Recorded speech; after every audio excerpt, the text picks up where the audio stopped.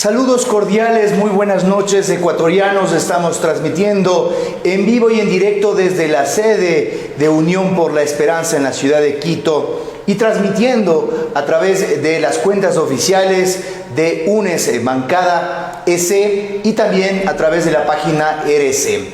En un día muy importante para el país, un día muy importante para la verdad, un día muy importante para la justicia y sin duda alguna para la familia y para la víctima de esta persecución política.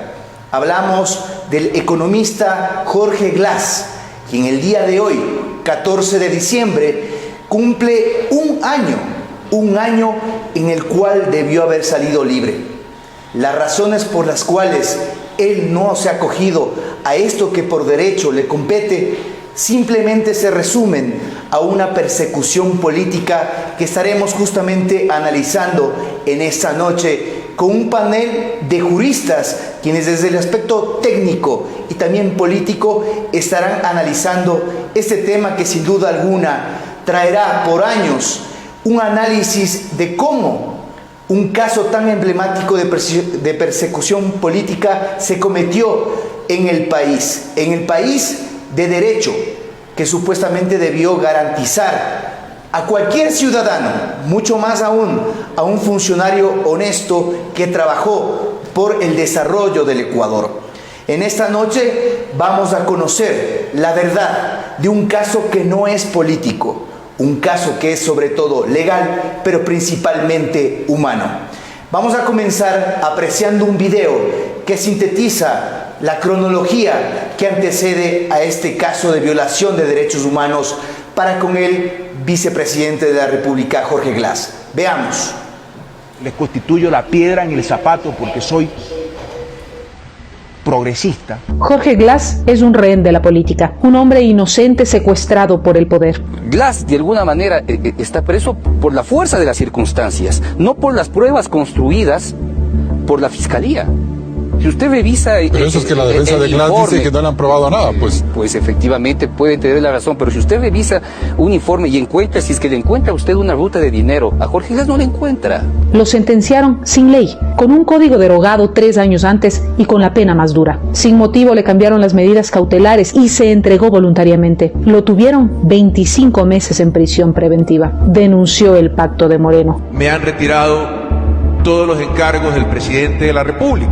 Por opinar, por criticar, por denunciar, por decir la verdad. 2 meses después lo metieron a la cárcel, lo enjuiciaron sin una sola prueba. Se inventaron un pendrive de un computador que destruyeron.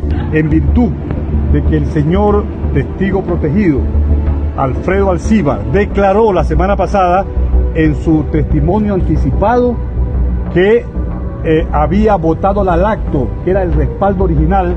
Este pendrive carece de legitimidad y es una prueba ilícita. No tiene incremento patrimonial no justificado, lo dijo la UAFE. La Embajada de China certificó que Jorge Glass no tiene relación con Glory International. Eso fue ocultado por Fiscalía. Odebrecht jamás entregó una sola coima a Jorge Glass. Todo esto es un montaje en donde se une la venganza de una empresa corrupta y corruptora. El gobierno pactó con Odebrecht para acusar a Jorge Glass. Odebrecht nunca fue acusada. Sentenciaron a Jorge Glass con el código anterior y ya debería estar en libertad. La CIDH otorgó medidas cautelares, pero no la aplican. Mis manos están limpias, compañeros y compañeras. Mis manos están limpias. Se equivocaron de persona. Yo solo me arrodillo ante Dios para estar de pie ante los hombres. No hay un centavo mal habido. La ruta del dinero no existe. Jorge Glass, un hombre inocente, preso. Que él fue sancionado. Ese era el video que sintetizaba la cronología de hechos y el por qué actualmente el ex vicepresidente se encuentra encarcelado, a pesar de que, como habíamos anunciado al inicio de esta transmisión, hoy se cumple un año desde que debió haber recuperado su libertad por legalidad. En esta noche vamos a analizar junto a mis invitados, panelistas, destacados juristas, y además desde el aspecto político nos acompaña en esta noche también el asambleísta por la provincia de Pichincha, Fausto Jarrín. También se encuentra junto a nosotros Carlos Alvear, un reconocido jurista y constitucionalista también. Y desde vía Zoom, desde la ciudad de Santo Domingo, también nos estará acompañando Juan Carlos Perea, un litigante especialista en derecho penal y también constitucional, para estar atentos al respecto de todos los detalles que han venido configurando lo que habíamos anunciado, una persecución política que se mantiene y un debate muy rico el cual vamos a tener en este momento para poder informar a la ciudadanía. A pesar de que el día de hoy se cumple un año, como mencionábamos, ningún medio de comunicación se ha referido al respecto de esto, que es un derecho que le avala al ex vicepresidente. Ninguna autoridad del Estado ecuatoriano se ha referido tratando de invisibilizar esta problemática, mientras que detrás se encuentra una familia que llora día a día por que su ser querido regrese a su hogar. Así que vamos a iniciar este conversatorio con usted, asambleísta Fausto Jarrín, quien nos puede dar una primera impresión de cuáles son los motivos por los cuales usted considera que Jorge Glass hoy se encuentra aún tras las rejas, y cuáles fueron los antecedentes por los cuales realmente él fue prácticamente el chivo expiatorio de un gobierno que dio un giro cuando fue elegido por un gobierno de forma democrática por otra propuesta política en la cual estaba incluido el economista, el ingeniero Jorge Glass. Buenas noches. Hola César, un saludo muy afectuoso, muy cariñoso para todos quienes nos miran, nos escuchan. Es un día complejo el que tenemos hoy por delante, en la mitad además de todo este esquema de festividades, de alegría. Habemos quienes estamos padeciendo la ausencia de un compañero, luchando y sufriendo junto a su familia por todo lo que ha implicado para él el derrotero de 4 años y un poco más de cárcel, que además inició al mismo momento, inició paralelo al develamiento de la más grande traición a la democracia que el país ha tenido que vivir desde el regreso a la democracia, valga la redundancia. Nos demoramos muy poco en darnos cuenta hacia dónde caminaba la actividad, la actitud del presidente Moreno y de ciertos sectores cercanos a él. Prontamente ciertos miembros de la Revolución Ciudadana que siguen junto a nosotros, que se han mantenido firmes, dan un paso al costado, se retiran del gobierno. Moreno inmediatamente inicia una arremetida contra los que quedan ahí, por supuesto, siendo el principal objetivo de esa arremetida el cargo del vicepresidente, un vicepresidente que vino del proceso previo, que junto a Rafael Correa es uno de los artífices del desarrollo del Ecuador, de la recuperación de la soberanía, de la dignidad. Se transforma inmediatamente en el objetivo inicial de un proceso que ahora, 4 años después, casi 5 años después, entendemos que era una estrategia global, una estrategia estructurada que implicaba, como vengo diciendo ya en diferentes foros y espacios, el exterminio de la humanidad de quienes hemos sido opositores de Moreno desde el día mismo que nos dimos cuenta que había traicionado a la democracia, que era un fraude a la democracia, y de todos quienes han estado alrededor de él beneficiándose de un gobierno que se demoró 3 meses en venderse a las élites que ahora siguen gobernando. Ahora, yo lo veo desde un hecho simbólico. Aparentemente este giro político necesitaba un hecho simbólico para el país, para justiciar a quien era uno de los principales mentores de todo este proceso de cambio que vivió el país durante 10 años. ¿Usted cómo ve el hecho de que a los pocos días de iniciado el gobierno de Moreno, tras quitarle las funciones al ingeniero Jorge Glass, inmediatamente se lo encarcela y se le da el trato que se le dio como un delincuente común? Aquí hay muchas cosas que analizar.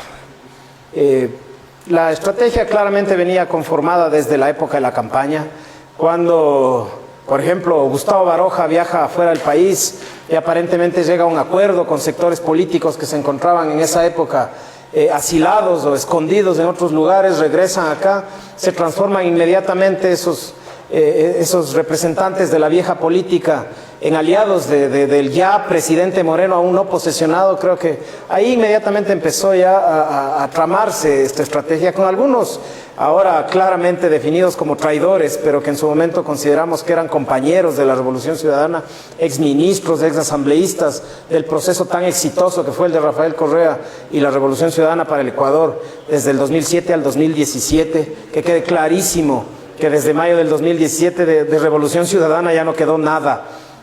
Moreno representa lo que ahora seguimos viviendo, ¿no? La precarización de todo lo que implica lo público y el odio a la pobreza, el odio al diferente, el odio al opositor, que es lo que Moreno implementó y que seguimos siendo claros y presenciales testigos de que se sigue utilizando. Tenían y necesitaban un chivo expiatorio, coincido contigo en el uso del término, desde inclusive la sociología jurídica, como lo plantea, el mártir que necesitaban para desde ahí generar un paraguas desde el cual comunicar esa estrategia que ya venía marcada, que era el de la corrupción del progresismo. Además, recordemos que el vicepresidente, antes de que se le retiren las funciones, hizo una denuncia importante al país al respecto de este giro político y de acuerdos que se estaban pactando desde el gobierno de Moreno en sus primeros días. El vicepresidente dejó claro en su momento, le dejó claro a Moreno que iba a denunciar el pacto que él había generado con las élites y fue víctima de una amenaza. Si tú haces esto, tú acabas preso. Esto fue lo que Jorge denunció a viva voz cuando él mismo solicitó que se le levante la inmunidad en la Asamblea. Con votos de la Revolución Ciudadana, Jorge fue autorizado a ser juzgado por la Fiscalía y los jueces. Claro, le autorizaron a ser juzgado por peculado, por cohecho, acabaron sentenciándole por otra cosa, violando inclusive la autorización que la Asamblea dio de levantamiento de inmunidad. El derrotero de violaciones, de afectaciones, que me imagino que los profesionales del derecho lo van a poder especificar mejor que yo, empieza de una manera abrupta e inmediata. El fiscal Vaca viaja a Estados Unidos, viaja a Brasil, regresa con una supuesta evidencia que nunca nos dijo cuál era, que el Drowsys, que el sistema, que nunca aparecieron ningún depósito, ninguna evidencia real de nada que tenga que ver con Jorge Glass, unos videos del tío que para nosotros significa más bien que para allá debían ir las acusaciones. Pero Vaca regresa al Ecuador ya con una consigna, la consigna de utilizar la cárcel, como se ha venido utilizando en todos estos años, para usurpar. Vaca es el artífice de la usurpación de la vicepresidencia de Jorge Glass y es la punta de lanza de todo lo que luego le ha sucedido al país en manos de Cel y en manos del mismo Vaca, en manos de todo el trujillato y para qué les agoto con todo lo que estamos viviendo hasta el día de hoy. Muy bien. El ex vicepresidente Jorge Glass hasta el momento se encuentra con 2 sentencias en firme. La una por el caso Odebrecht, en la cual fue condenado a 6 años de prisión, y el otro por el caso Sobornos, en el cual se le dictó una sentencia a 8 años. Es importante que quienes nos están siguiendo en este momento conozcan los pormenores de qué se juzgó en esos casos y cómo se juzgó a Jorge Glass.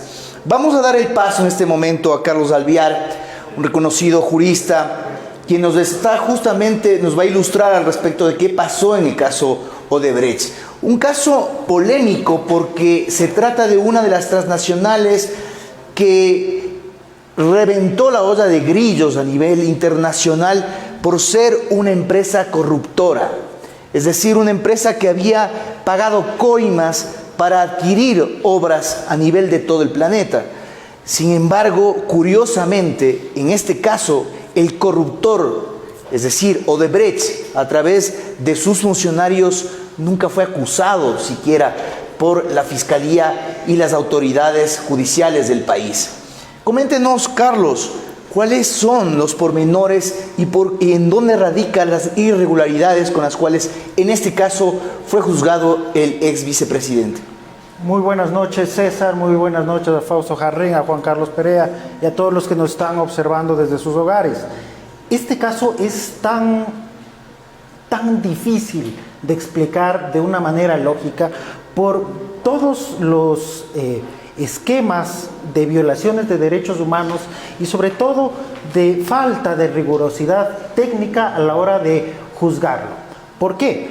Ya lo has mencionado, Odebrecht, la empresa corruptora, y la empresa corruptora que no es acusada y que en ningún momento tiene una relación directa respecto a ninguna irregularidad, llamemos tráfico de influencias, llamemos cohecho, llamemos concusión, con el ex vicepresidente Jorge Glas.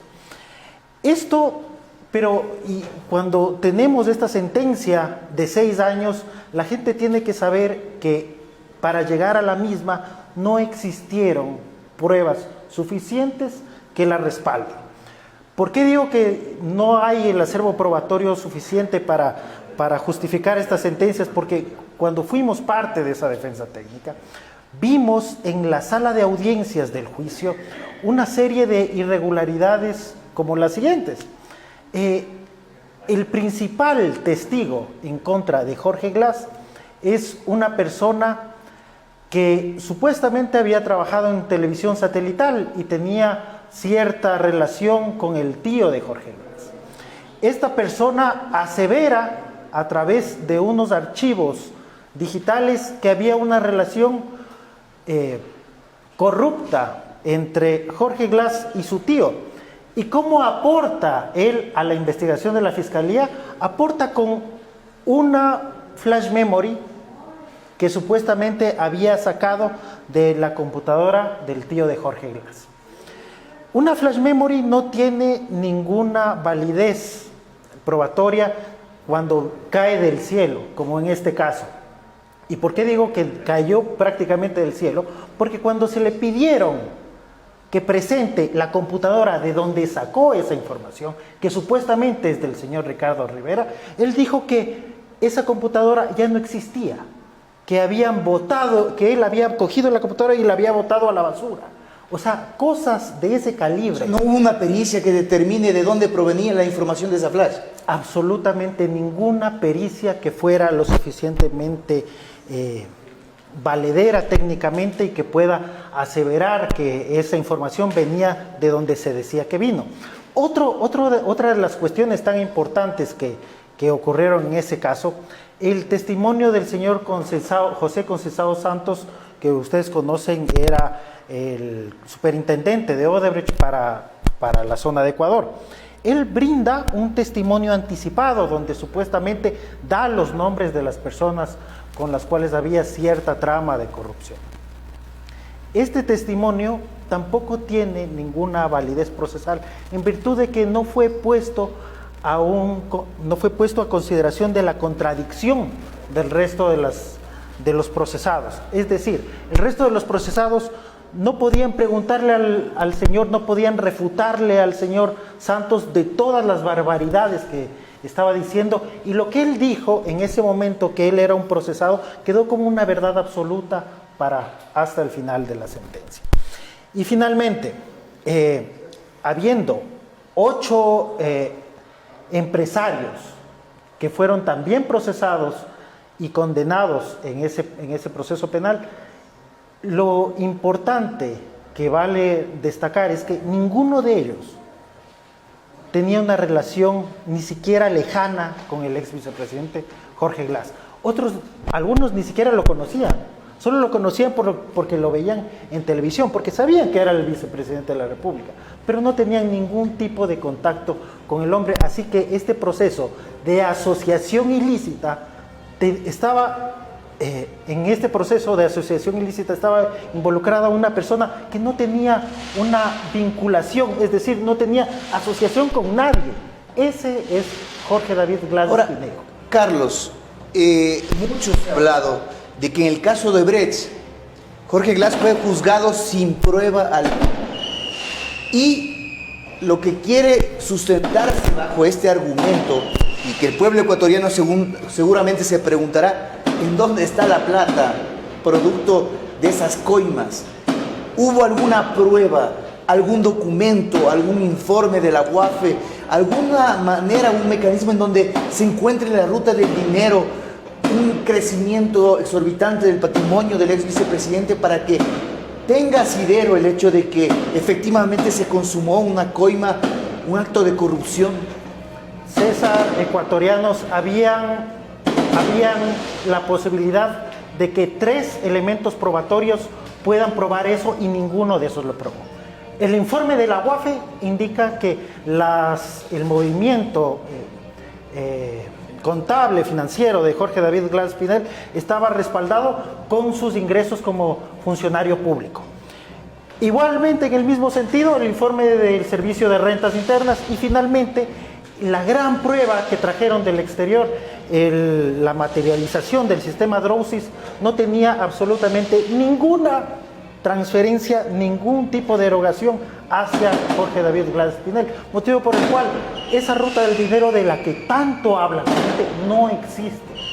No existió, y vuelvo y repito, no existió en el proceso Odebrecht, tampoco en el caso Sobornos, les adelanto, ninguna prueba que pueda determinar que haya habido algún tipo de erogación, entrega de dinero ilícita en contra de Jorge David Glass. Perfecto.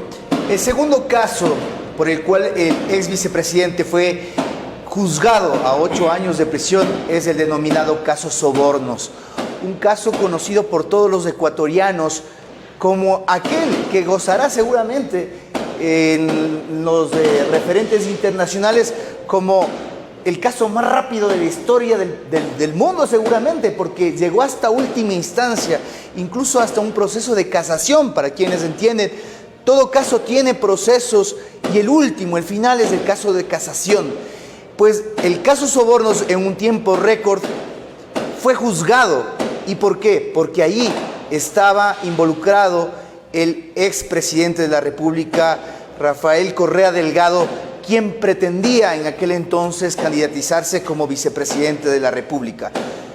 El modus operandi y la estrategia que se formó desde aquellos que querían a rajatabla impedir que eso suceda es el caso Sobornos, en donde toda la institucionalidad del país se volcó para sacar esta sentencia récord conocida por todos los ecuatorianos.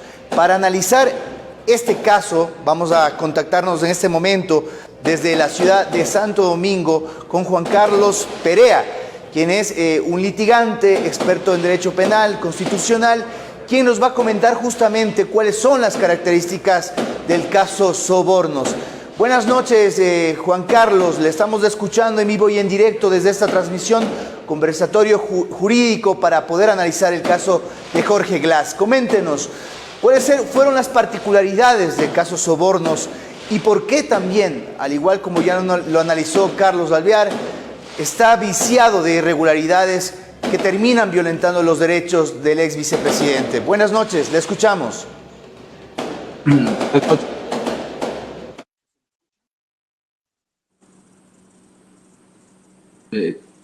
Por favor, me gustaría saber si me escuchan.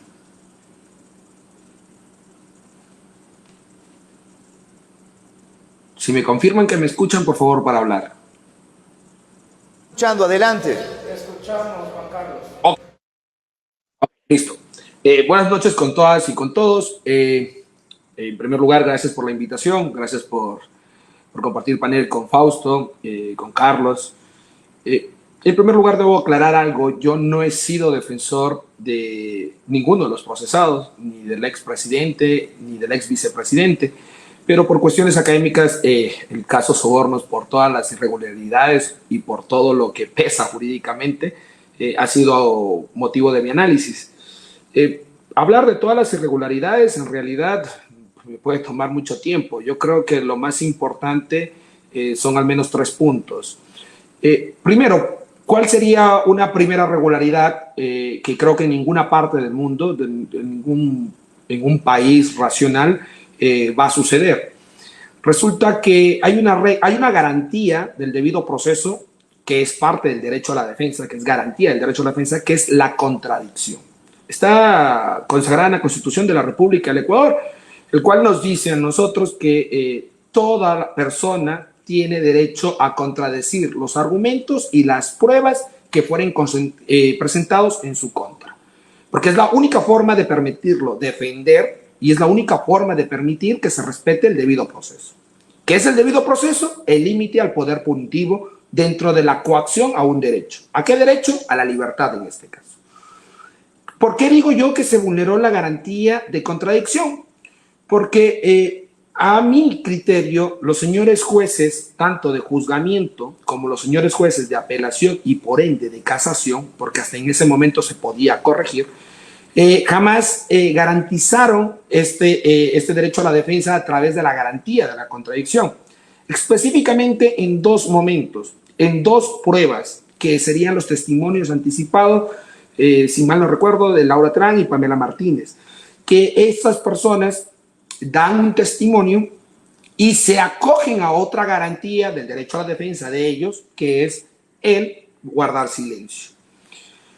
En este sentido, los tribunales tenían que dilucidar y concretar cuál era la actuación correcta en la sentencia del caso Soborno. ¿Ella tenía garantía a guardar silencio? Sí, ellas sí.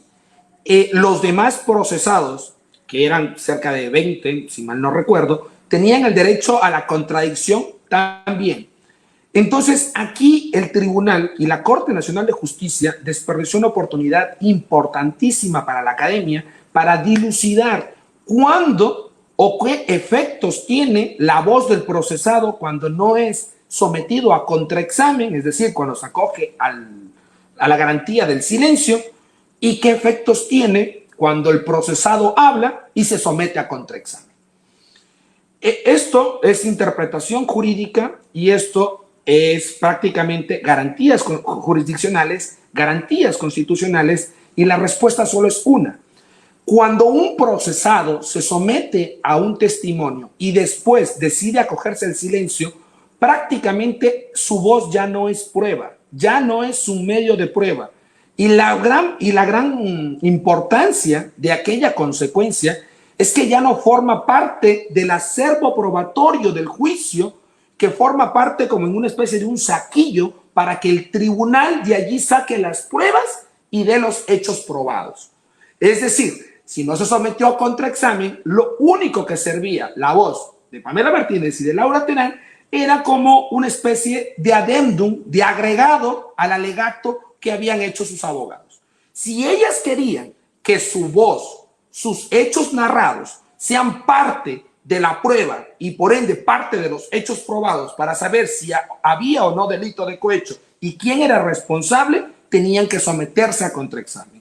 Porque es imposible que alguien sea condenado con pruebas sin sometida a contraexamen.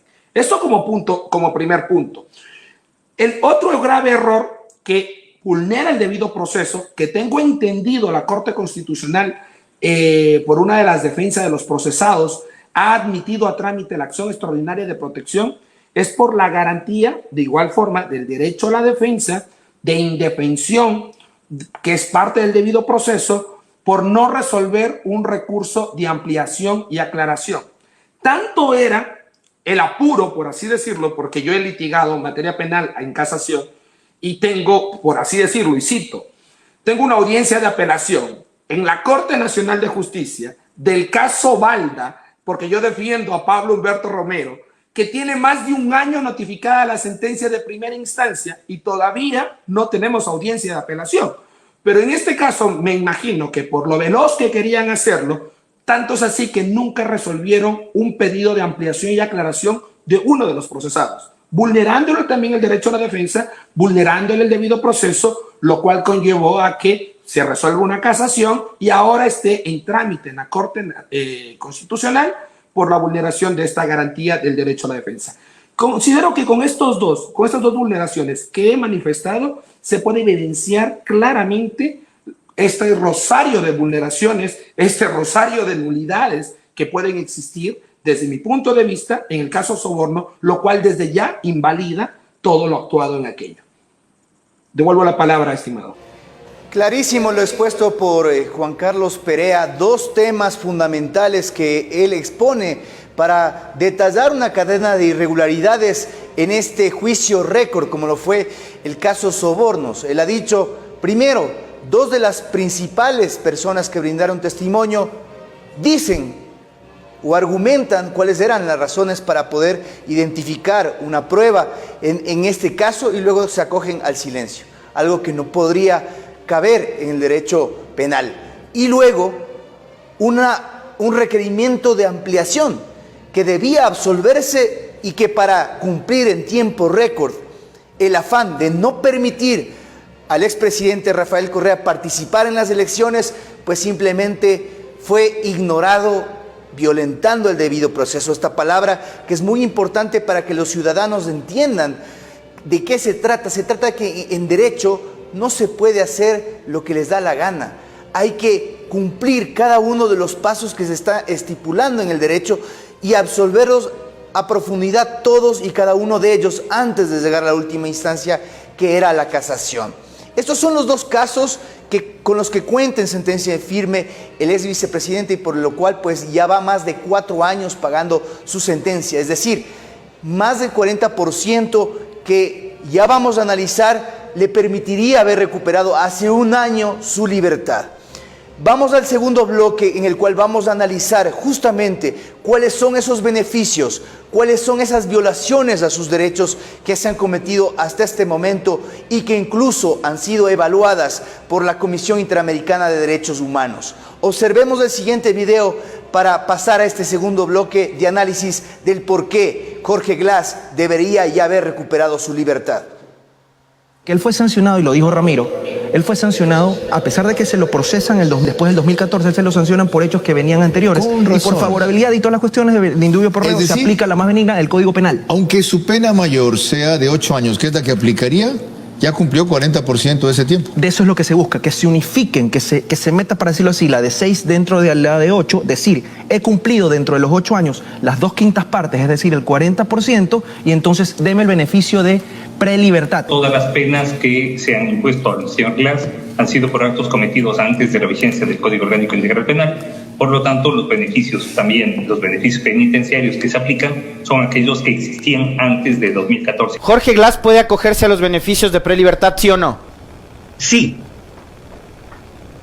Y además una cosa, porque la gente dice esto, el caso Singue está pendiente y por eso es que lo aguantan. El caso Singue es una tomadura del pelo que se inventó Pablo Celi para agarrarse la Contraloría. El tema de Glas hay que separarlo del tema político. Hay que separarlo del tema político.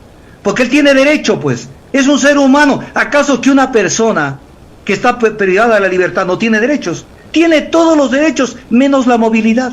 Nada más. Pero quieren hacernos creer que la persona privada de la libertad no tiene derechos. En este país se confunde justicia con venganza, justicia con persecución. Y eso no puede ser. Contra nadie. Contra nadie. Yo creo que está en la cárcel por ser vicepresidente. Yo creo que está en la cárcel por no haber secundado un giro político que dio el presidente Lenín Moreno. Él se mantuvo fiel al programa con el que llegó a la vicepresidencia.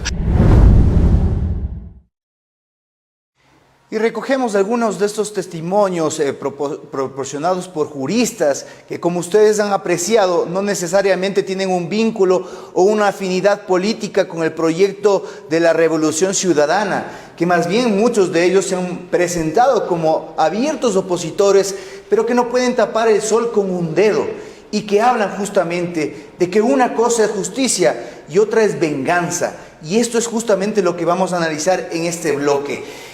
El 31 de diciembre del 2019, Fausto, la Comisión Interamericana de Derechos Humanos emite medidas cautelares tras una evaluación que, por cierto, requirió de una solicitud para poder llegar y conocer las circunstancias, la situación del ex vicepresidente. Un ex vicepresidente que afrontó la justicia y que fue trasladado, a diferencia de muchos otros que permanecen en la cárcel 4, hacia el centro de privación de la libertad en Latacunga. Un centro de privación en donde, según lo que consta en varios informes, ha recibido cerca de un centenar de amenazas de muerte, en donde su situación de salud se ha visto realmente deteriorada y en donde sus derechos humanos, como ser humano, se han visto violentados en más de una oportunidad. ¿Qué connotación tiene el hecho de que un organismo internacional que forma parte del sistema de Naciones Unidas, como es la Comisión Interamericana, haya emitido esas medidas cautelares que hasta el momento, y hace poco se realizó la visita de comisionados para cerciorarse si esto se había cumplido o no, deja mal parado a un país que aparentemente no atiende recomendaciones internacionales? Gracias, César.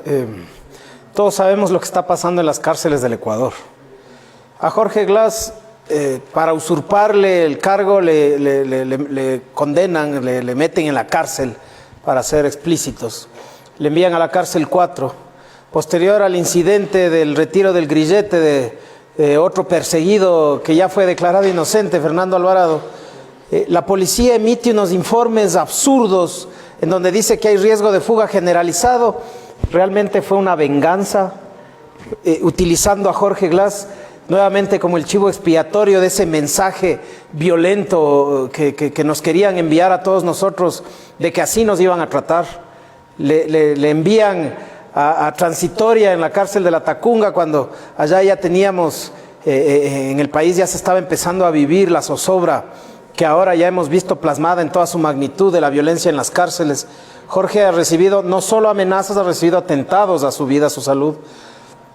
Jorge se encuentra luchando con una condición de salud, además personal, con una enfermedad de aquellas que se conocen como enfermedades huérfanas, están cerca de ser catastróficas, una enfermedad compleja, autoinmune, que le afecta permanentemente física y psicológicamente. Añádele a eso la irresponsabilidad con la que se ha hablado de 70.000 millones, de 80.000 millones, toda esta verborrea lastimosa a la que nos han condenado en el país, perdiendo todo resquicio de coherencia, cuando el Producto Interno Bruto completo del país me parece que es 100.000, se robaron todo el presupuesto general del Estado. Eso es lo que nos quieren plantear, así de absurdo es lo que plantean, cosa que ya el Banco Interamericano de Desarrollo dijo que nunca ha dicho. Es decir, además son tan irresponsables, además son tan miserables, que siguen diciendo mentiras y los medios siguen replicando mentiras.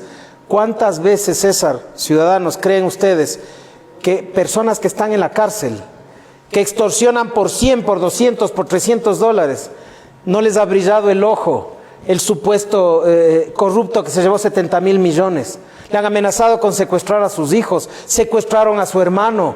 Es decir, cuando dije yo que este esquema de persecución lo que propende es al exterminio de la persona, es eso lo que hace.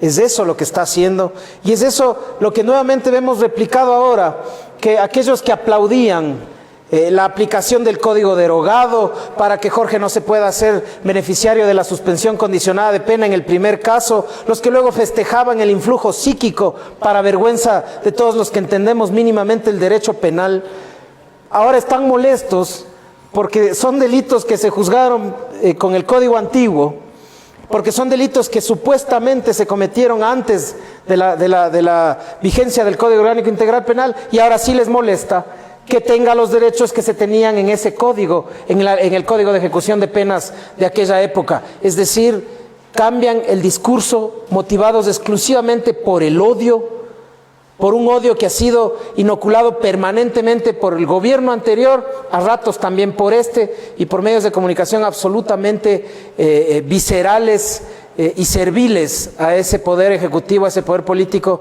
que lo que pretende y sigue pretendiendo es destruir a la oposición. Ahora, Fausto, antes de pasar al tema de los beneficios penitenciarios, me gustaría absolver un tema que ha sido usado como una herramienta política por sectores de oposición. El supuesto pacto de UNES, que se cae por su propio peso al tratar de hacer pensar a la ciudadanía que el gobierno nacional, es decir, el presidente Guillermo Lasso, a través de su gobierno, tiene capacidad de incidir en un poder totalmente independiente como es la justicia ecuatoriana.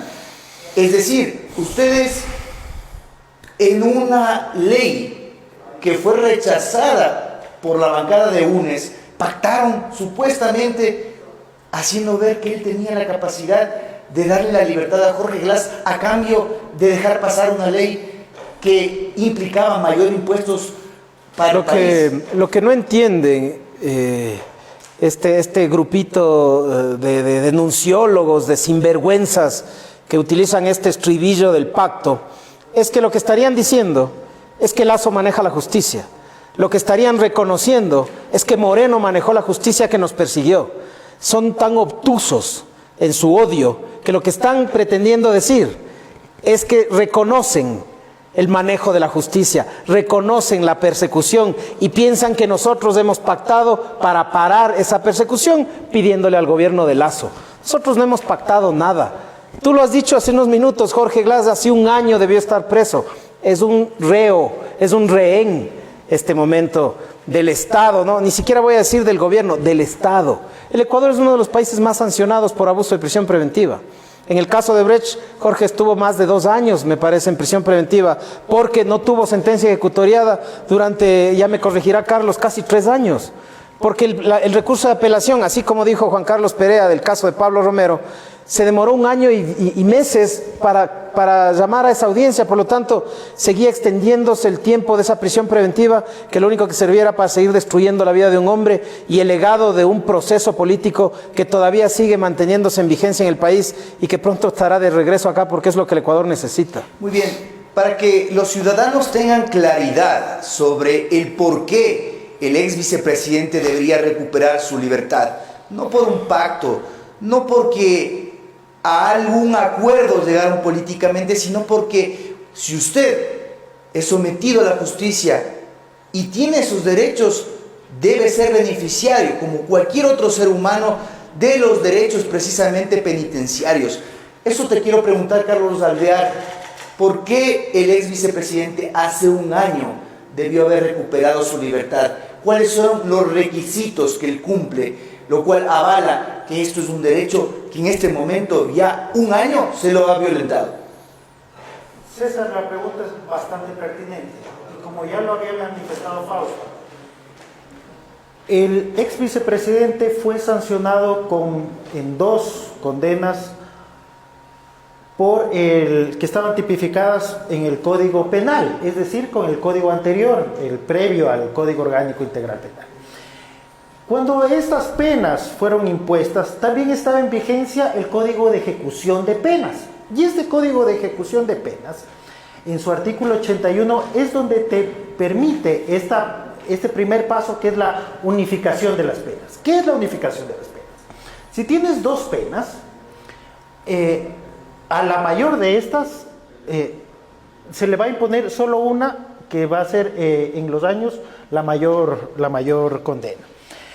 Es decir, no es como mucha gente dice o cree que hay una sumatoria de condenas, no.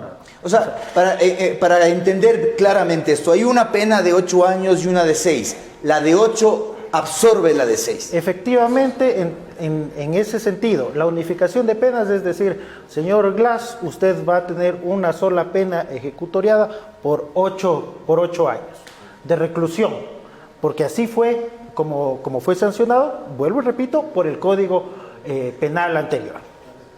Es en ese sentido que con esta pena de 8, el ingeniero Glass tenía que haber cumplido el 40% de la pena total, es decir, 3 años y un poco más, para que finalmente pueda cumplirse uno de los requisitos que habla el artículo del Código de Ejecución de Penas respecto a la prelibertad. Eso ya se cumplió. Eso ya se cumplió en diciembre del año pasado. Es así que en diciembre del año pasado, el abogado que estaba a cargo del proceso, el finado Harrison Salcedo, presenta esta petición que fue negada por el juez de garantías penitenciarias. Ha pasado el tiempo. En septiembre, la nueva defensa técnica del ingeniero Glass hace una nueva petición que es rechazada, y lo interesante del rechazo de esta petición es lo siguiente: el juez observa que Jorge Glass tiene 2 condenas ejecutoriadas y una que está en proceso de impugnación, que es el caso Singue, que lo había mencionado en el video. El código es clarísimo: se pueden unificar las penas de las condenas ejecutoriadas. La otra condena que no está ejecutoriada, que no está en firme, que está impugnándose recién en este momento, está en competencia de los jueces de la Corte Nacional, no está en competencia de los jueces de garantías penitenciarias. Es en ese sentido que el juez que conoce esta causa, desde mi punto de vista, para lavarse las manos, para no resolver, lo que sería un escándalo para muchos, pero que es lo que le corresponde por justicia al ingeniero Glass, que es acceder a la prelibertad, él no resuelve diciendo, a ver, yo veo que aquí hay 3 condenas, así que señores, vuelvan a presentar esta denuncia, que resuelva otro juez, porque yo no sé de qué condenas, sobre qué condenas tengo que unificar. O sea, eso a breves rasgos es lo que ha pasado hasta este momento con el ingeniero Glass. Y ahora finalmente se ha presentado nuevamente la petición, indicando que solo hay 2 condenas que se pueden unificar y que no haya esta nueva confusión con el juez que vaya a conocer la causa en el futuro. Entonces, lo que espero yo de la justicia, lo que entiendo espera la defensa técnica del ingeniero Glass, es que finalmente se puedan unificar estas condenas, que digan, ok, sí, hay una sola condena de 8 años en total, y como ya se ha cumplido más del 40% que indica el mismo Código de Ejecución de Penas, puede el ingeniero Jorge David Glass Pinel acogerse al beneficio penitenciario de la prelibertad. Muy bien, me voy a contactar en este momento con Juan Carlos Perea desde Santo Domingo para hacerle 2 consultas sumamente precisas. La una, ¿se pueden unificar estas penas? Se han argumentado de parte de quienes se oponen a que el presidente legalmente, el ex vicepresidente, recupere su libertad, que esto no es posible por el caso Zingue. ¿Es viable? ¿Legalmente se estipula que este sería un impedimento, sí o no? Y por otra parte, ¿qué otros recursos hay en este momento disponibles para que pueda recuperar su libertad Jorge Glass en los próximos días? Y si esto realmente correspondería a una recuperación de la institucionalidad que tanto requiere el Ecuador por parte de tanto el Poder Judicial como del gobierno ecuatoriano, quienes deben demostrar si se trata de una venganza o si se va a respetar realmente los derechos de como cualquier ciudadano tiene Jorge Glass en este momento. Te escuchamos, Juan Carlos. Ok, muy amable. Lo primero que hay que tener en cuenta es a los señores jueces o al juez que tenga que resolver el pedido de unificación de pena, es que él, con la negativa que hizo, está vulnerando el derecho a la tutela judicial. La Corte Constitucional ha sido muy clara y ha determinado en toda su jurisprudencia, en la jurisprudencia reciente sobre todo, y en una de las últimas sentencias, es la 2578-16-EP/21, en el párrafo 32, que el derecho a la tutela judicial efectiva tiene 3 componentes y que uno de los componentes es la ejecución de la decisión. Ahora, prácticamente, si al señor ingeniero Glass se le condenó y que él tiene que cumplir la pena y parte del cumplimiento de la pena es el derecho o el beneficio penitenciario que tiene, y la unificación de pena es competencia del juez de garantía penitenciaria, el juez de garantía penitenciaria, al negar este tipo de derecho de acción, estaría negando por doble vía o en dos momentos la tutela judicial efectiva. Ahora, ¿qué es lo que tiene que hacer el juez de garantías penitenciarias? El juez de garantías penitenciarias tiene una condena ejecutoriada, es el que controla o vigila el cumplimiento de la misma con respeto de todos los derechos humanos en los centros de rehabilitación competentes, y es de donde radica su competencia. Si llega a tener alguien que está preso, privado de su libertad, otra condena, él debe hacerlo porque él lleva un control de oficio, o a petición de la cárcel o a petición de Defensoría Pública, debe hacer la unificación. Es decir, cada vez que llegue una nueva condena debe hacer la unificación. O sea, nada tiene que ver de que hay un proceso pendiente, no, él solo hace caso las sentencias ejecutoriadas. Es decir, a Glass tenían que haberle hecho la unificación de pena cuando se ejecutorió la sentencia de soborno.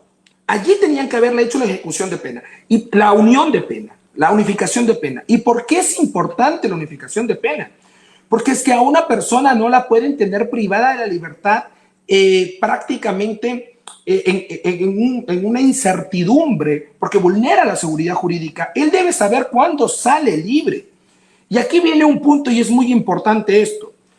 Los jueces de garantías penitenciarias solo tienen competencias para unificar penas, unificar las establecidas en sentencia. Y la única forma de unificar es mediante la absorción de la pena más alta. No se puede acumular penas, ni aunque sea con el COIP. La única forma de acumular penas es mediante sentencia, es mediante una audiencia de juzgamiento, mediante un proceso. Es decir, si en una sentencia no hay acumulación de penas, el juez de garantías penitenciarias no tiene esta competencia. Por ende, lo único que él hace es una especie de actuario, de tramitador. En una sentencia de 4 años, llegó hoy ejecutoriada la de 8 años, coge, hace el proceso de unificación y notifica al Centro de Rehabilitación Social: señores, el señor Jorge, cualquier preso, cualquiera, cumple, sale en libertad tal año. Es decir, hacer esta compatibilidad de la pena más alta, es la que absorbe a las siguientes. Esto es una cuestión.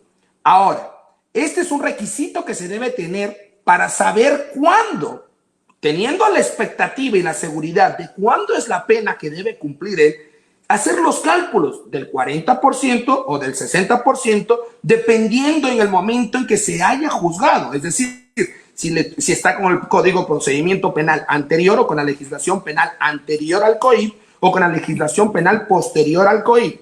Ahora, aquí hay otro punto muy importante. La sentencia del caso Sobornos tiene hechos antes del 10 de agosto del 2014 y hechos posterior al 10 de agosto del 2014. Que también la Corte Constitucional, en otra sentencia, la 3393-17-EP/21, en el párrafo 48, ha dicho que el principio de favorabilidad es tanto en temas que trascienden aspectos procesales, sustantivos o de ejecución, al punto que la Corte ha dicho que siempre se aplicará, aunque sean leyes vigentes al mismo momento, se aplicará la que más beneficie. Entonces tampoco hay que estar en esa duda de si es que nosotros tenemos que al señor, en este caso al ex vicepresidente Glass, hacerlo con el semiabierto, que es el 60%, o con la prelibertad, si era el 40%. No había esa discusión si entendemos las normas que nos rige el sistema jurídico ecuatoriano. Es decir, al señor Glass, aunque tenga la sentencia del caso Soborno, que tiene hechos posterior al 10 de agosto del 2014, a él le competía cumplir una pena o cumplir unos requisitos que más le benefician. En este caso sería el sistema penal antes del 10 de agosto del 2014. Es decir, él tenía que salir en prelibertad cumpliendo los requisitos con el 40%, más no con el 60%.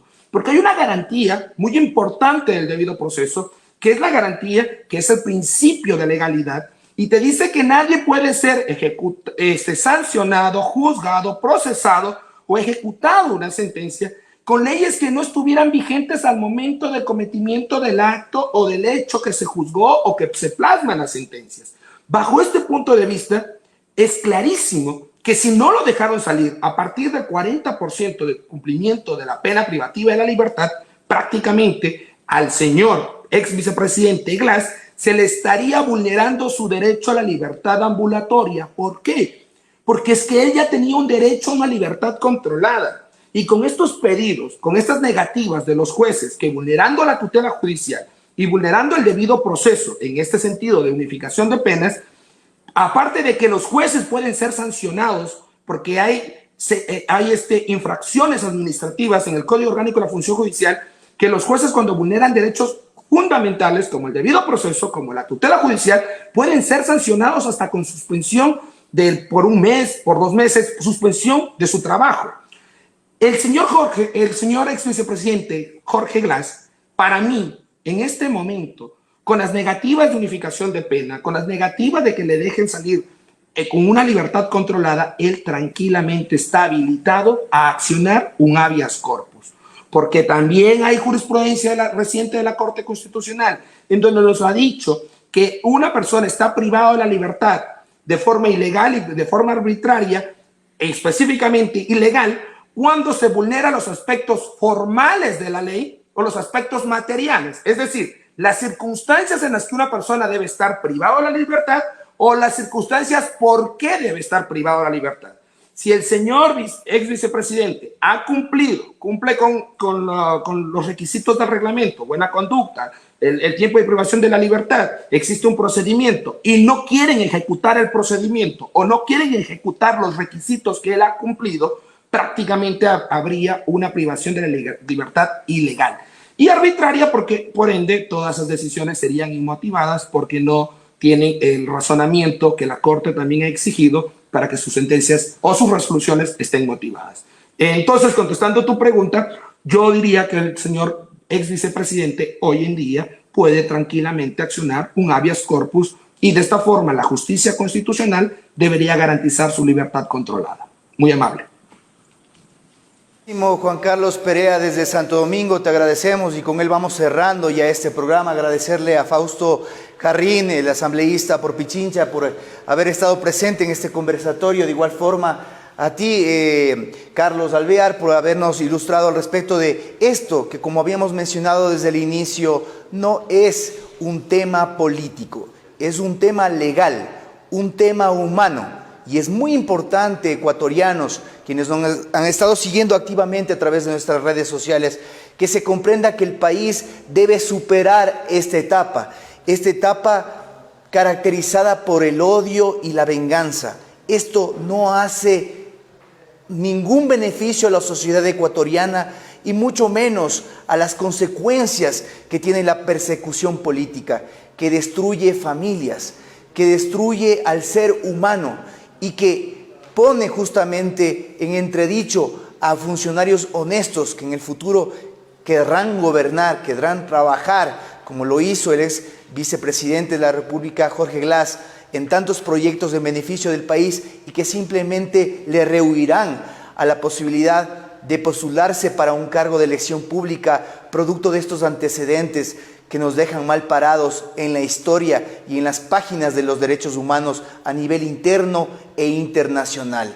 Vamos a cerrar esta transmisión con un último video que justamente sintetiza lo que significa la persecución política y ojalá, al igual que aquellos que apoyan a Jorge Glass con el hashtag Libertad para Jorge, que han estado muy activos en las redes sociales, pronto vengan buenas noticias, no solo para el entorno familiar de Jorge Glass, sino para el país que exige la verdad y principalmente la justicia.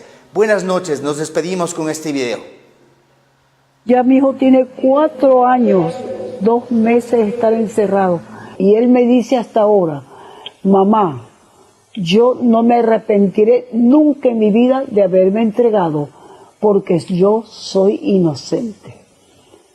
Y eso para una madre, en medio de mi dolor, me siento orgullosa.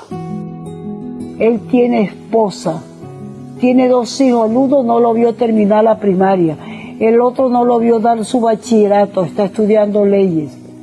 Tiene esta madre, tiene sus 2 hermanos que se han criado amándose y apoyándose.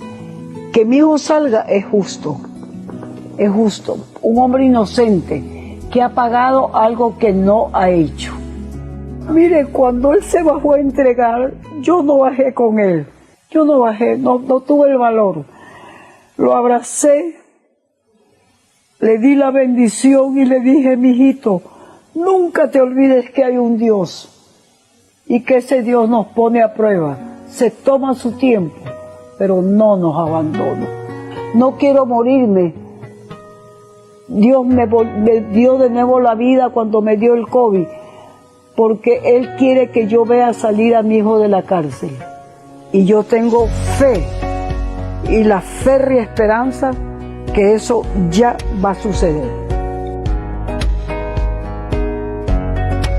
Mi hijo no ha desperdiciado su tiempo, ha hecho 3 maestrías internacionales y ahora está haciendo un doctorado. Yo lo que quiero que mi hijo, él es un buen profesional, que salga, se dedique a su profesión, a su hogar, a su vida. En el mundo más somos buenos que malos.